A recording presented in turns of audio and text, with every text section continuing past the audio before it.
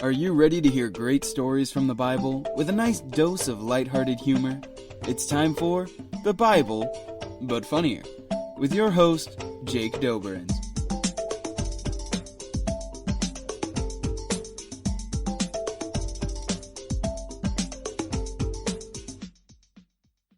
Today's story comes from Exodus chapter 2.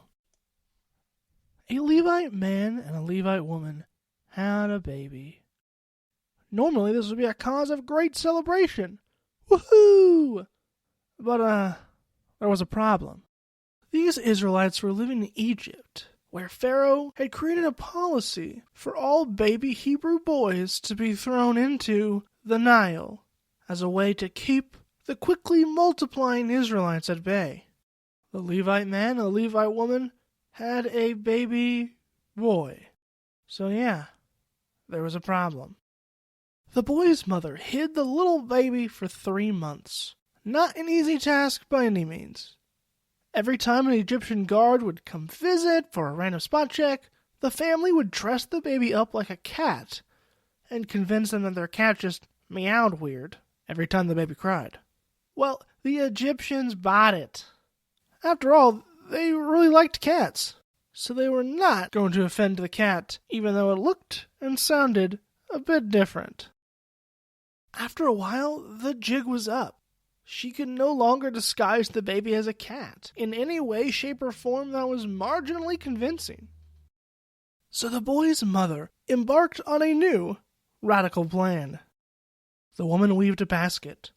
Once she completed it, she placed the baby in the basket and placed the basket in the river. Her husband asked her, "So, what exactly is the plan here?" The woman shrugged. It'll work out." Luckily, the baby's sister, Miriam, had some common sense. She kept pace with the baby boat as it drifted down the river, maneuvering through reeds, hidden by the tall stalks. The young girl watched and waited to see what in the world would happen to the basket. She, of course, was hoping for the best. Miriam had been hoping this baby boy would be a better brother than her annoying brother Aaron, so she felt extra sad about losing this little guy. It just so happened to be the princess's bath time. Her third bath of the day, actually. She and her servants were just about to hop into the river with their rubber hippopotami to play with when the Pharaoh's daughter saw the basket among the reeds. Curious, she told her servants, "Bring that to me." After close inspection of the basket, she removed the lid. There, staring back at her with big round eyes of wonder, was a baby. Greeting her, the baby wailed its head off. The princess said, "This is a Hebrew child." But she was smitten. She had a pity on the poor thing. Thought it was kind of cute. This is when Miriam quietly slipped out of the bushes and pretended to be just one of the servants. She said to the princess, "Should I go find a Hebrew nurse for you so that the child can be nursed?" Pharaoh's daughter didn't even realize the random girl who just joined their bath time party wasn't one of the servants. "Yeah, that works," the princess said to herself. "All the joys of child-rearing, but none of the work. Seems like a great arrangement." Miriam smartly went to her mother and explained the whole situation. Her mother chastised her for sneaking into the princess's private area. But Miriam shot back that their mother randomly put her baby in a basket and sent him down a crocodile-infested river. They both agreed to disagree, and her mother agreed to go nurse her own son. When mother and daughter returned to the princess said to Miriam's mom, "Go, nurse the child and I'll pay you for it."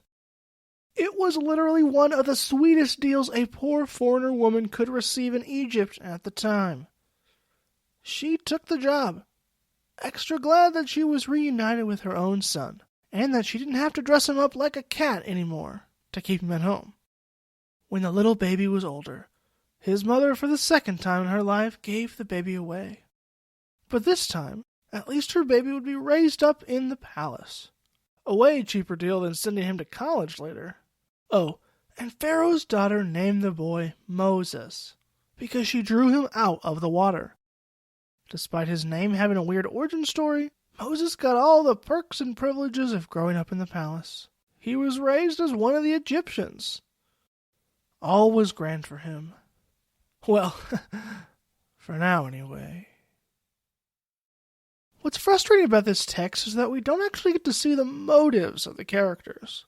I added my own opinions about the psychologies of the people involved in the story. We don't know why Moses' mom put him in a basket and sent him off down a river. We don't know why Miriam followed. We don't know why the princess randomly adopted a baby she found in the water and also trusted this random Hebrew girl that showed up to find a respectable nursemaid. But what does become clear, even though God's name is never mentioned in this section, is that God is working in the background. The mother's steps of faith resulted in a better arrangement.